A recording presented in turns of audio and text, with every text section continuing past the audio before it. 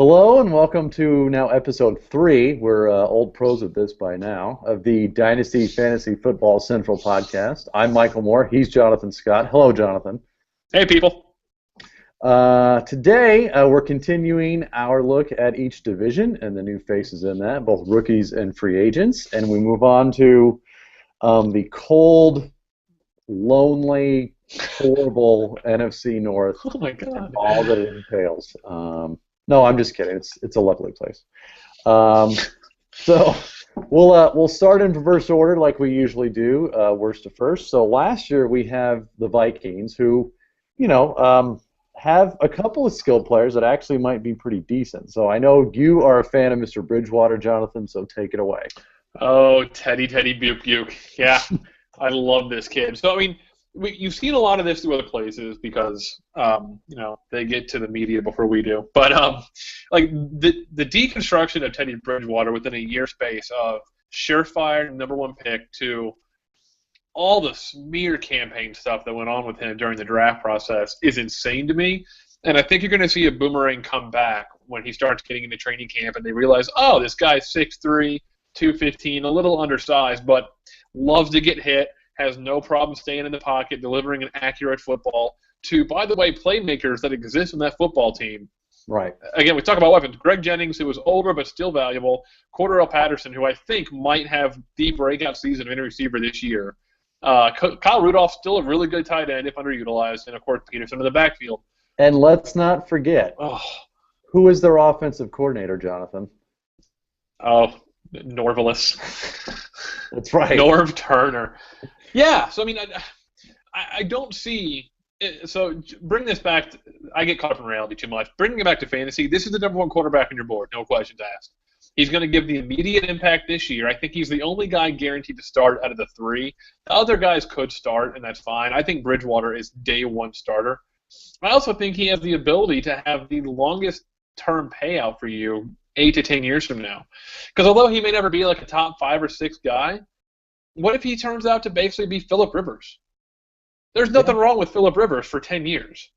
No, I would agree with that. I'm pretty sure I agree with everything. I mean, for me, it was Manziel ahead of Bridgewater for a long time, but that was obviously when Josh Gordon was not getting suspended. The talent really dropped off in Cleveland, and I think it's going to make it hard for Manziel to do some things. Whereas, like you mentioned, you got Bridgewater, who has a lot of really good guys surrounding him. I mean, he's got a awesome supporting cast. That's probably in the top half of the league. So I think I would probably agree with everything you said. Now, the only thing I think I might disagree, and I know you're going to kill me for it, is and I think you hit on it. I don't think Bridgewater's ever going to be a top 3 or top 5 dynasty quarterback. Okay. The only thing that might change my mind on Bridgewater being #1 would be Bortles having the higher ceiling. No. Which hold on. I'm not banking on it, but I think I think you have to allow for that possibility. I would ask anyone that says something like that to show me. I would ask, what's that based off of? Just because he looks like the guy? Yeah. So the same guy so because he looks the part, we're going to ignore the 200-yard 3-turnover effort against Baylor. Well, that's what we're doing here. And this is a guy like that was his. Right, but for every one of those, I can give you a Bridgewater against somebody. But the point is, Bridgewater had 70% completion throughout his entire career. At the height of his career, he ran a pro-style offense. Right. No. Hey, look, I'm not. Again, it goes back to our discussion on Brandon Cooks. I still think he's going to be very good, but I think you have to allow for the fact that he could potentially not be the top quarterback of this class. I'm not saying it's going to happen, but it's a possibility. I just don't. I don't think he's as much of a sure thing, I think, as you're probably banking on. I think, so I look at the situation around them. Just go better coordinators, yes. Yes. To Minnesota. Better weapons, yes. Right now, yes. Easier division going forward. I would say no. No, I think Andrew Luck and the Houston Texans, with the defense from hell, are going to run that division for the next 8 years. Offense-wise, yeah, I give you Luck. Opposing defenses, I think, probably are left to Oh, be. no, I'm just talking about staying on that team. Like if the best the Jaguars do for 4 to 5 years is finish third in that division, he's gone. Like Yeah. what are they? And he's gonna get uprooted and gone somewhere else. Whereas at least with Bridgewater, I know what I'm getting. I think there's a possibility of them being able to take the division because they did it 2 years ago Sure. with lesser weapons. Sure. And Aaron Rodgers on the backside of his career, although he can still play for a while, obviously. Cutler is just Cutler. I mean, whatever. Matthew Stafford, I mean, if he figures it out, God bless him. I don't think he ever will. I don't know what the Lions are, and I guess we'll get to them in a little bit. But I think that division is easier, and it's easier to put more faith into him going forward with the team around him. Ironically, I have all the ceiling guys at quarterback. I think Manziel has the highest ceiling. Yeah. So we differ quite a bit all over the board in the quarterbacks. But for me, especially if you need an immediate return right now at a quarterback position, go get Bridgewater. Don't even think twice. Yeah, I'd probably agree with that. I mean, I think we can agree they're not quite, this year's class is not quite the level of the Luck RG3 class where you literally could plug those guys in and they can be your quarterback from day one. Yeah. We have them on the Dynasty Fantasy Football Central site as the 15th quarterback, which, if you're in a 2-quarterback league, he's a high-end second quarterback, which I think is probably about right for him, at least initially. I'm fine with that. I don't think he's going to be a starter. I don't think he's going to be a starter for you from day one in any Dynasty league, and I don't think you should bank on that. But ideally, it's a guy that, like you said, if you're a little skittish on your quarterback right now, I think he could be a guy you could pick up and get some return on that pretty soon. Yep, agreed. So, all right, moving on. Who do we got? Your boy, Anthony Barr. I mean, look, I get it, and then I don't get it, if that makes sense. I see why people fall in love with him. I really do, because the ability to flash as an athlete is there always. You just wonder why it didn't show up more often. Being a Niner fan, and people are going to hear me say that often, and I apologize, but he reminds me of Manny Lawson, who's a guy who we took in the first round, a guy who was projected to do a bunch of big, get the quarterback, be a rangy athlete, be awesome, ended up being pretty good, and then wore a bunch of hats, jack of all trades, master of none. And if they don't use him correctly, if they don't zone him in on one specific thing and say, this is what you do, go do it, whether it's get the quarterback, cover the tight end, whatever, I think for fantasy purposes, people are going to be pretty disappointed. Yeah, I don't think it's fair to say he could compare to someone like Alden Smith, who Alden Smith is a freak of nature where he can get you 20 sacks in a season, and if you're in a IDP league that especially puts a lot of points on sacks, then Alden Smith is a guy for you. Yep. But if you're in a standard league, 1 point per tackle, not that many points for sacks or big plays. Yeah, I agree. Barr is not a guy to be on your radar because he's going to do one thing and one thing only, and quite frankly, that's all they want him to do. They're not going to ask him to do a whole lot, but that one thing. And unless you're just exceptionally well at doing that one thing, which I think we agree he is not, you probably got to pass though. So have they said officially yet if he's going to be a linebacker or if he's going to, or is it going to be an end? Do they know yet? No, I thought he was going to be an outside linebacker. No, but I think. No, and that's what he was drafted as, and I think for any dynasty leagues, it's probably going to classify him as that. So, if that's the case, I think it's definitely a guy you can pass. Yeah, for sure. If he's a D end and they let him put his hand in the ground, and tell him to get the quarterback, then it's a guy worth thinking about because I think he's going to have the ability. Maybe if they just bring him in on passing downs and break him in easy, he could get 6 to 8 sacks and. Maybe develop on the road, but if they put him at linebacker, like you said, he's a lost cause. I mean, he's not even at that point. I would say for me, he's not even draftable. But that's going to depend on a lot. It's going to depend on your league. Sure, and I'd agree with that, though. I agree. All right, moving on. Jerick McKinnon, the combine freak. Yeah, I mean, I don't know what else to say besides he's a combine star. I mean, the numbers. We were looking at the numbers earlier. He's a 4.40 guy, 41-inch vert. He had 35 bench press reps. You know, 6'8" in the three cone, amazing agility. He went to a D2 school. I mean, I don't know.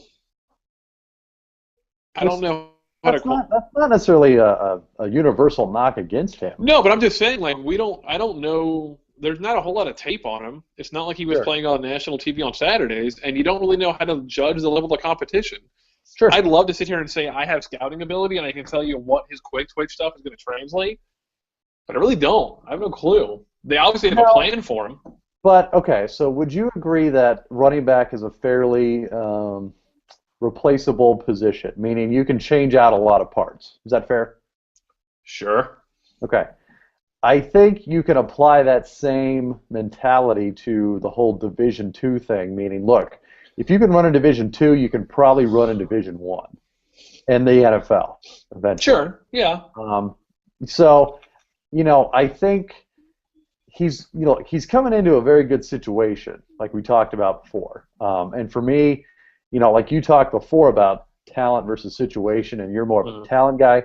I think I'm confident saying I'm a situation guy. That's just what I feel more comfortable looking at long term. And I think with a guy like McKinnon, he's entering a very good situation. Obviously Adrian Peterson is the guy there.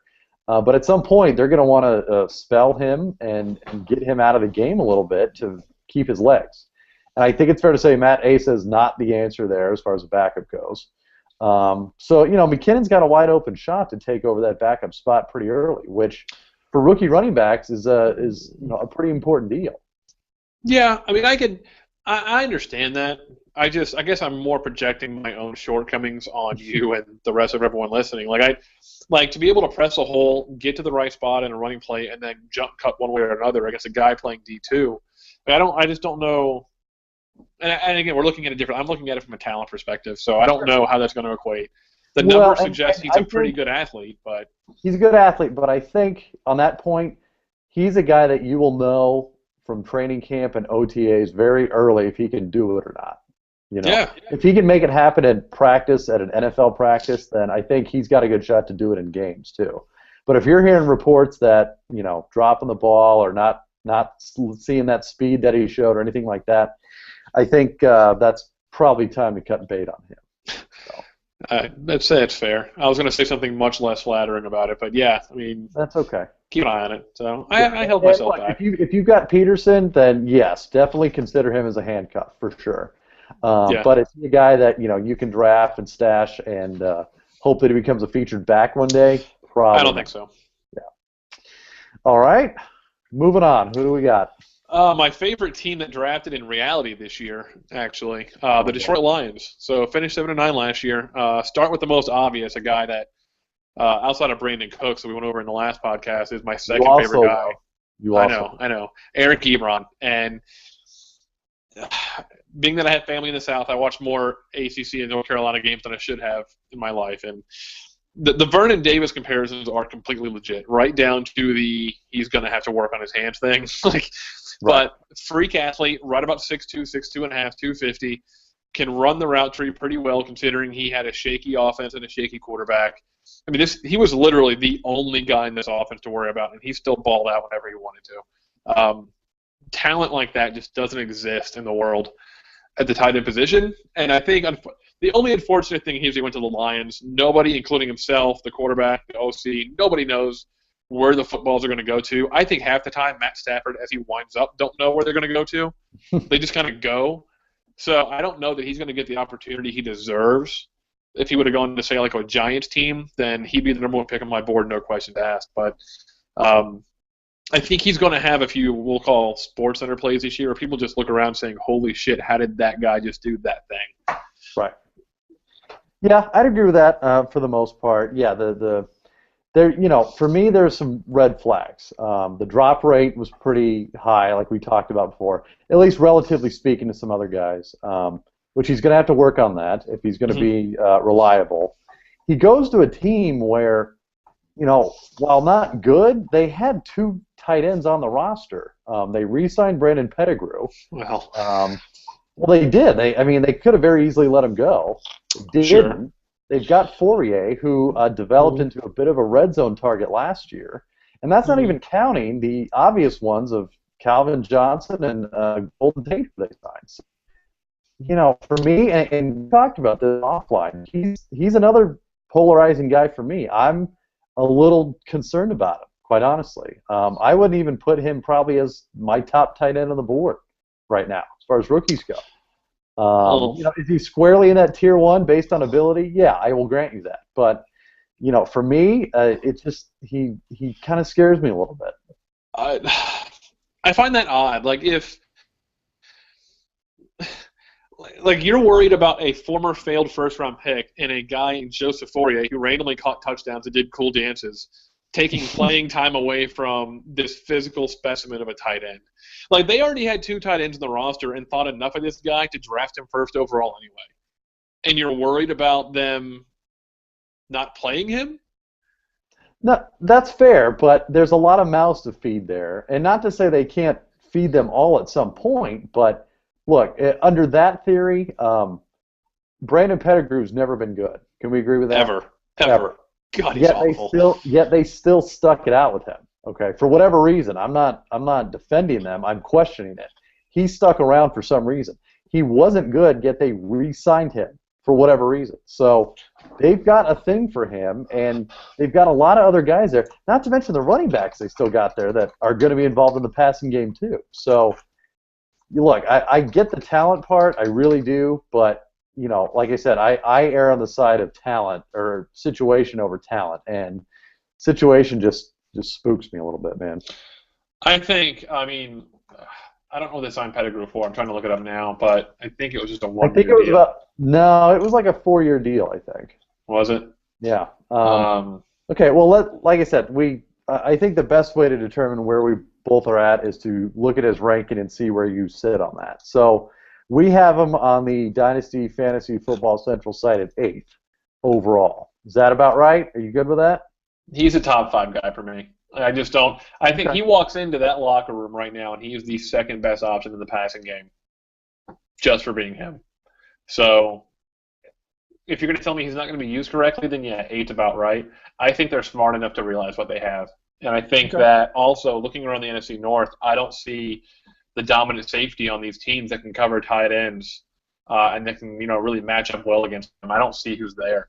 I see 6 games a year. I know he's going to have a mismatch in his favor, which makes what Brandon Pettigrew did for 6 years just mind-boggling. Yeah, the hell are you doing with your life?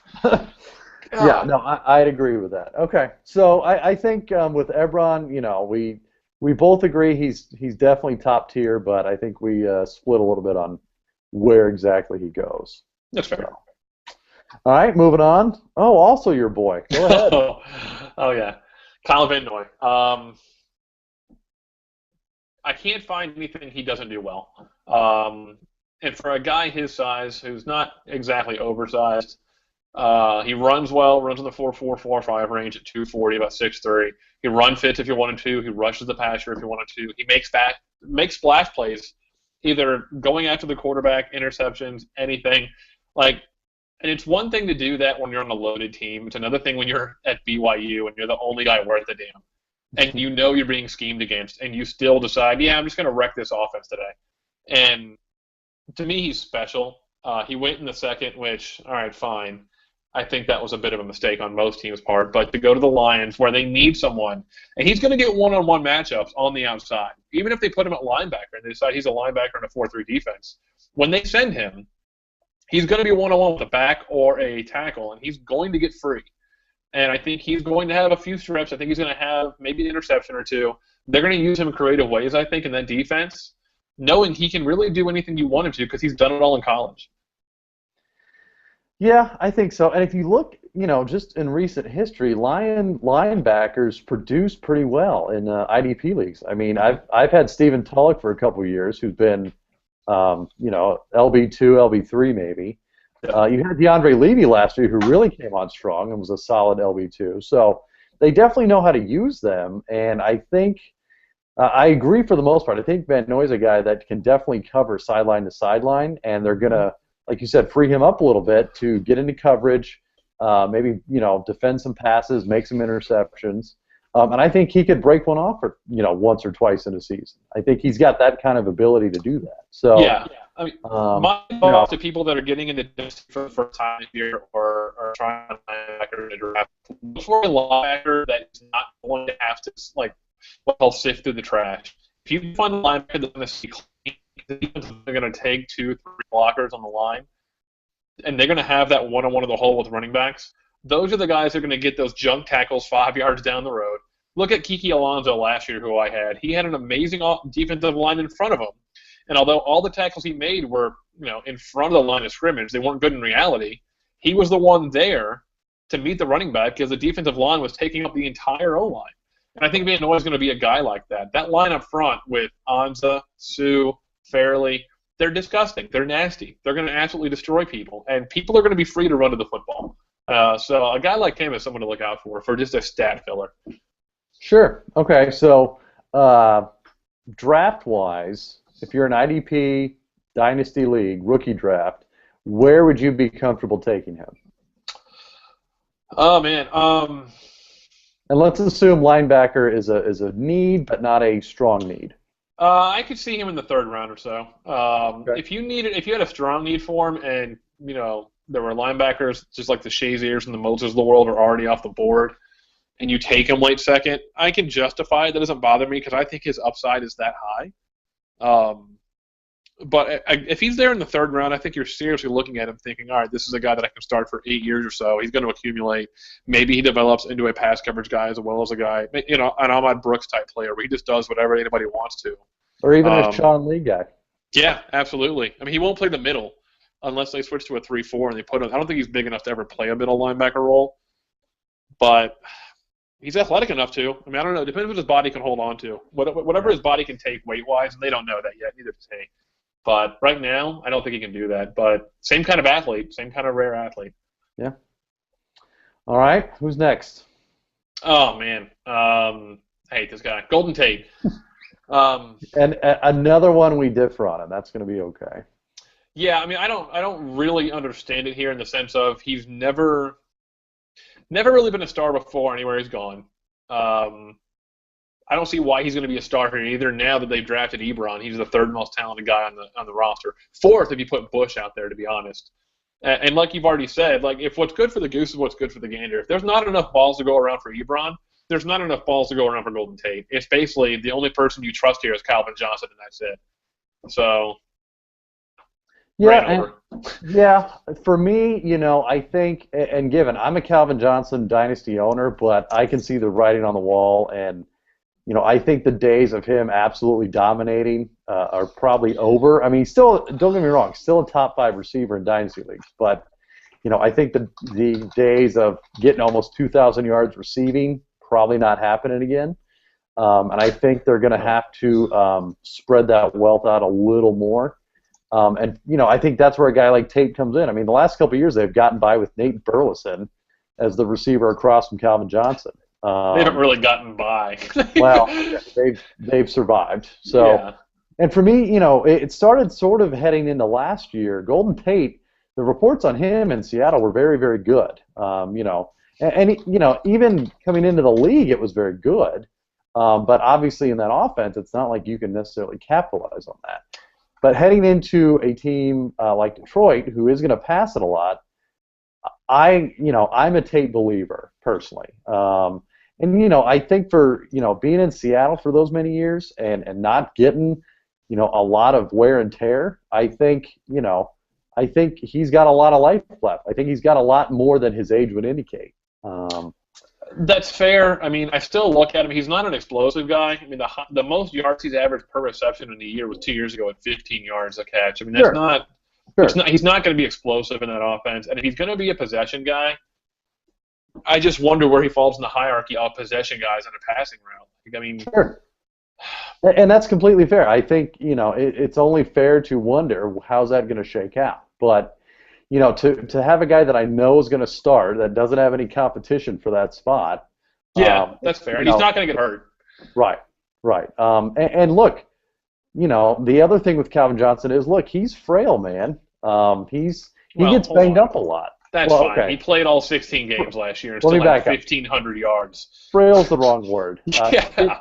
He gets banged up a lot. He toughs through it. I will grant you that. But my point is, as the years go on, there's a lot more wear and tear on that, and at some point, something's got to give. And for me, having a guy like Tate in that kind of offense is pretty valuable.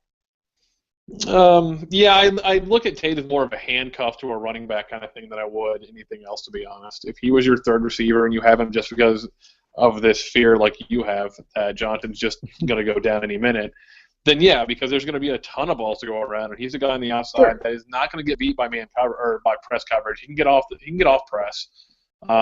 He's a good possession guy, and it would look a lot similar to a Niner offense where your tight end stretches the field and the receivers work underneath kind of thing. Sure. And he could thrive in that. That wouldn't bother me. And I agree with that assessment. I think a wide receiver 3 is probably top end for him. Yep. I definitely don't think he should be your second receiver by any means, but if you've got him in that offense as your third receiver, I think you're doing probably pretty well. So Agreed. All right, next up. I was way nicer on him than I thought I'd be, by the way. Oh man. Next up, your Chicago Bears. The Bears. Look, I grew up with this team. There's a soft spot in my heart for this team, but their draft. Oh God. So we'll start with the one guy everybody knows, and it's easy to talk about, Kadeem Carey. Incredibly productive guy at Arizona under Rich Rod, especially the last year. He's going into a good situation, I'll say this. Much like you're worried about Johnson breaking down sometime soon, I'm pretty sure Forte might die in the field one day pretty soon. They use that guy. I have no doubt in my mind. And they use that guy for everything, in every situation, all the time. The answer to everything is more Forte. And it's just, at some point, the guy's not built like Frank Gore. He's going to go down at some point. He's not Peterson. He reminds me of McCoy a little bit, where you just wonder if the next run's going to be his last, because he's so – God, they feature him so much. I mean, and there's no real – He plays very upright is my concern, I mean, he's very tall. I mean, he's a taller LaShawn McCoy, and, you just have to cringe every time he gets in a pile because you just wonder if a knee's going to be bent backwards. Mm-hmm. For me, and I'm a Forte Dynasty owner in several leagues, and he's done very well by me, believe me. But I'm excited by a guy like Carey, and he's going to be a guy I probably reach for in Dynasty leagues, just so you know, and this will give you some insight into our Dynasty draft later in the summer. But, he's a guy that is an obvious upgrade on Michael Bush, who they finally moved on from. Yeah. And, I think once he sort of shows the ability to at least be competent, that they're going to take some carries from Forte away. Because I think a lot of what you were talking about of them relying on Forte was they couldn't rely on Michael Bush. I mean, it wasn't happening. I mean, they would get a 1st and goal and give Michael Bush literally 3 carries, and he couldn't do it. Yeah.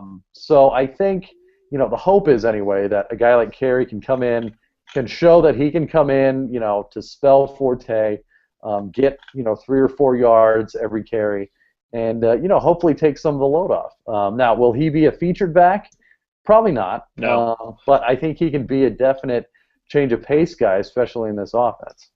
I do too. And coming out of this Brett Rich Rod offense, or Rich Rod U as I call it, he's got training in coming out of the backfield, catching out of the backfield, working in the passing game.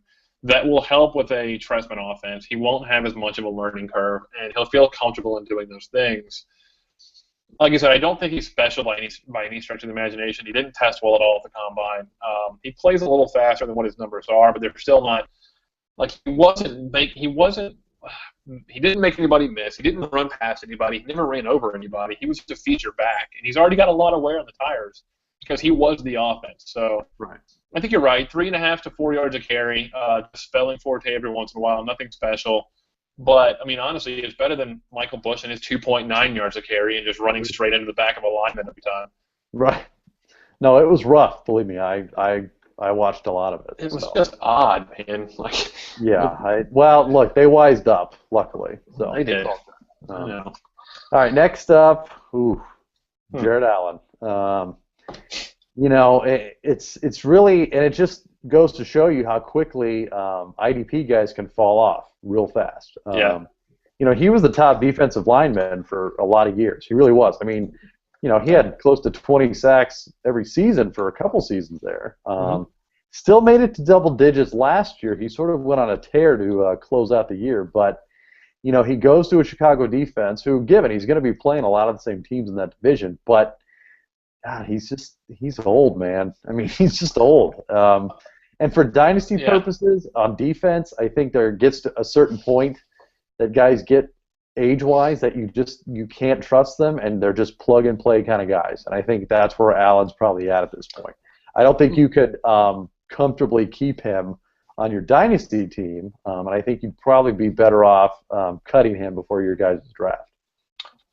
My other warning to people here, and it happens a lot more with veterans than it does rookies or people in their prime, but don't fall in love with the romanticized story when you're drafting somebody.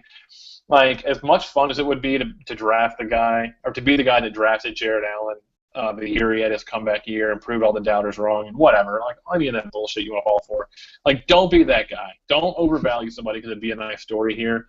This is an old guy who occasionally gets the quarterback. And more importantly, don't overvalue previous year's stats, because that's what a lot of people will look at. Oh, he had double-digit sacks for 8 years. That's great, but, it all depends on the scheme and the talent around him and the players he's playing against. So. Not only that, he's not going to get 8 games a year indoors on turf anymore. I'd argue he's going to a much worse defensive line and really a worse defense possibly, which is hard to consider considering the Vikings were that bad last year. But and I mean, good for him that he got into a winning team and a chance to make the playoffs and make an impact. But I just don't see how he gets more than 6 to 8 sacks for the entire year, and possibly might even break down during the year. So, yeah. I think we're in agreement. You can safely drop Jared Allen. So correct. Okay, we could cover Armonte Edwards, but I think we won't. So let's. Sorry, Armonte Edwards. So moving on, we'll cover the division winners from last year, your Green Bay Packers. We'll cover a rookie receiver first, Davante Adams. What do you got? Well, really quick, as we're doing this, breaking news on Twitter, Sean Witherspoon, Falcons linebacker. I already saw it. I swallowed my pride, so I got it. Let the people know. I will definitely be going linebacker in my dynasty league. That's fair. Feel bad for him. Really good player. Really good player. All right, Packers. They won the division at 8-7-1. Whatever. So, Davante Adams. Really interesting guy. The measurables were there. The height, weight, jump speed, all the measurables are there. The numbers are there. He played in a Fresno State offense that just chucked it around the lot with Derek Carr.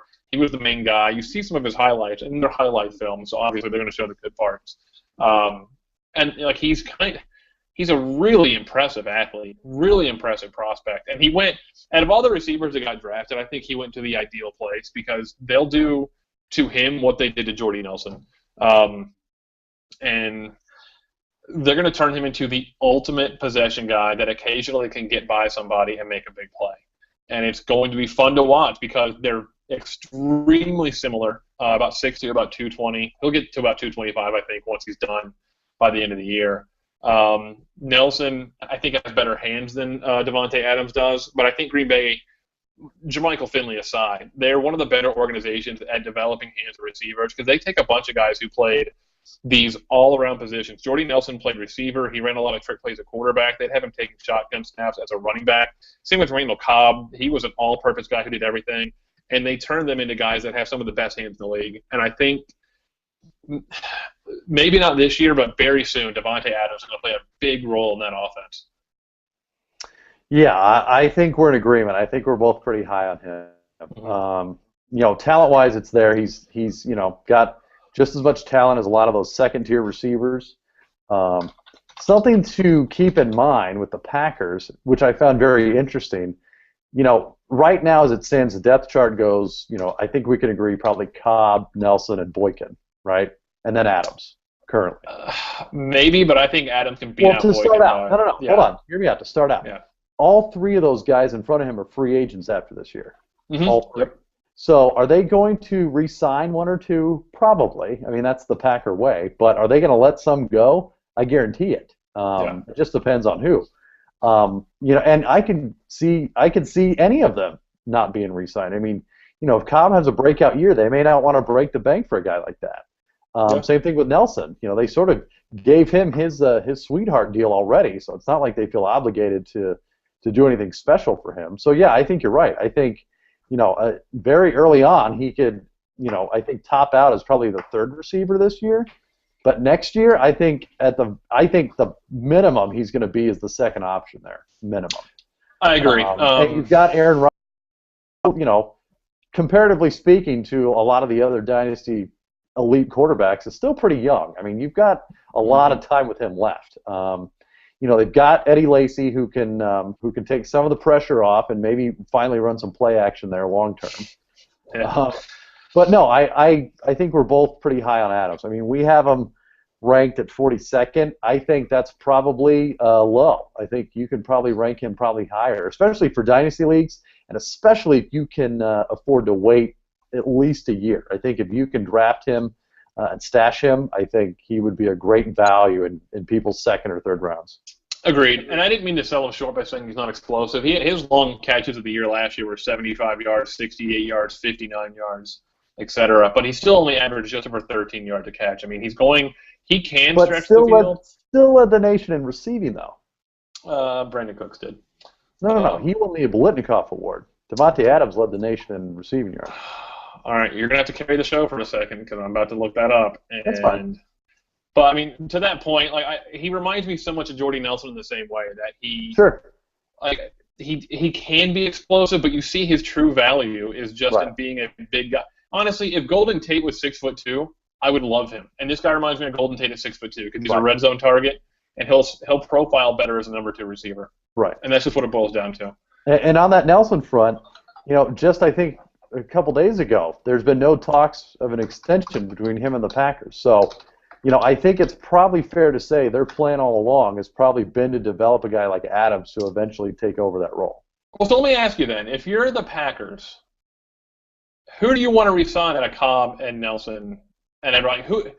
Who would you essentially be okay with saying, you know what, have a good career. We appreciate your time here. We're going in a different direction. I think if they were able to re-sign Cobb now at something reasonable, I would go Cobb because I think, to your point, you can put Adams outside, leave Cobb to man the slot, and be pretty deadly with that. Now, on the same token, if Cobb ends up blowing up this year, I can't see them breaking the bank for him. I just can't. I can see them wanting to re-sign Nelson at a lot cheaper rate, keeping Adams and sort of, maybe shifting the philosophy a little bit. But, I just don't see them as a team that likes to open up their wallet for guys, especially for a guy like Cobb who, I mean, let's face it, it's not like he's had that one breakout year where he was a top 5 receiver. He showed flashes of it, don't get me wrong, but he's another one of those guys that is consistently a top 10 dynasty receiver, and I don't get it. So he gets hurt. That's his issue. If he stays healthy, he'd be a top guy. I completely agree, but he hasn't yet. It's been hard. Brandon Cooks, receiving last year, 1,730 yards. Devontae Adams, 1,718 yards. Oh, see, it was close. What about receptions? Maybe it was receptions. Yeah, it was that. 131 for Devontae. Okay. And 128 for Brandon Cooks. So that is a lot of receiving. Okay. A little bit. Anyway, all right. So moving on to our last player of the evening, Clinton Dix, probably the best name that we're going to cover. I think he's officially going by Hashan now, by the way. I think he. Sure, he is. I think our little grew up. Right. Right. Just like Michael Vick will go by Mike Vick. Yeah. So, I think the Packer defense. Look, it's never great. They've got sort of that bend, not break mentality. It's not a real thing. Well, they had. Or they have now, a guy in Morgan Burnett who consistently is ranked as a top DB because he gets a lot of tackles. I mean, quite honestly, he plays center field and they get a lot of guys past him.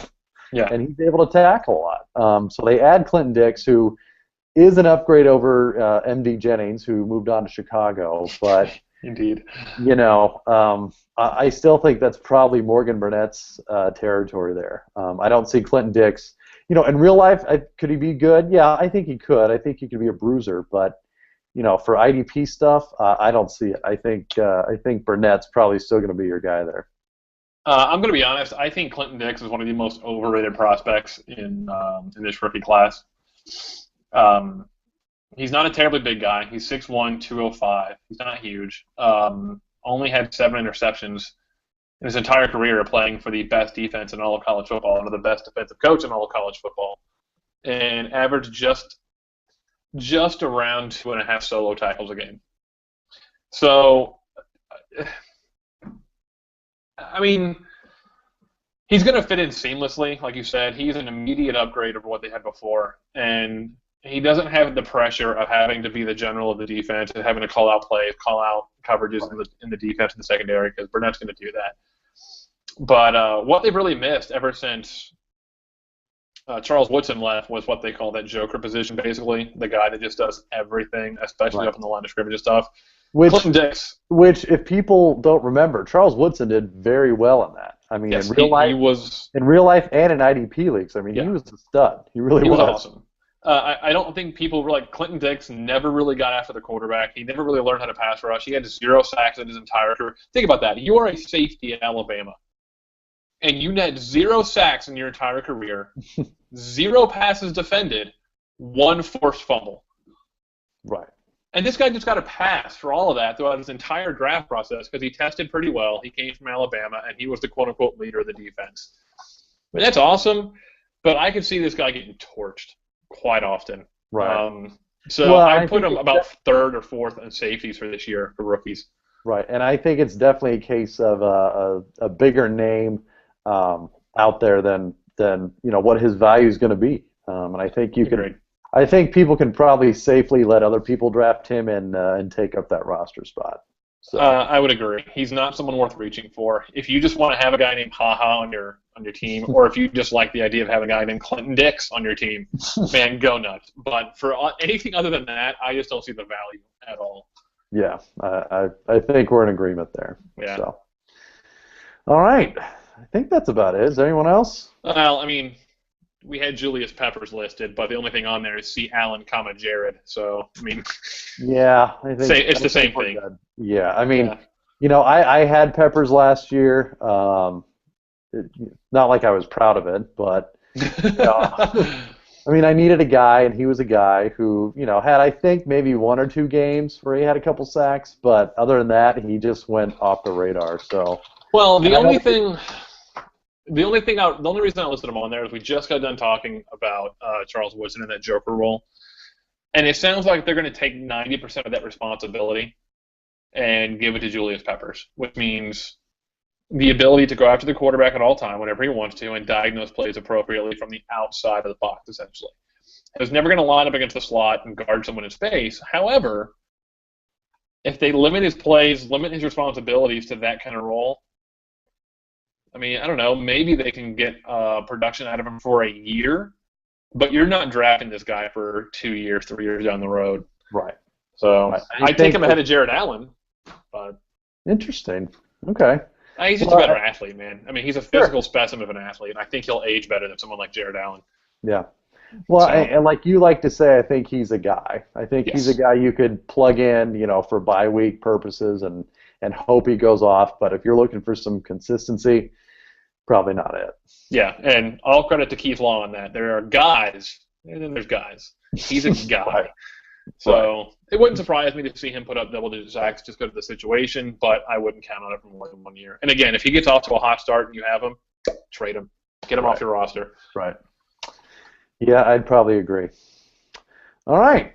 I think that about wraps it up. We've got 3 down, 5 to go. Remember, you can always go to dynastyfantasyfootballcentral.com. You can follow us on Twitter at dynasty_FFC. And until next time.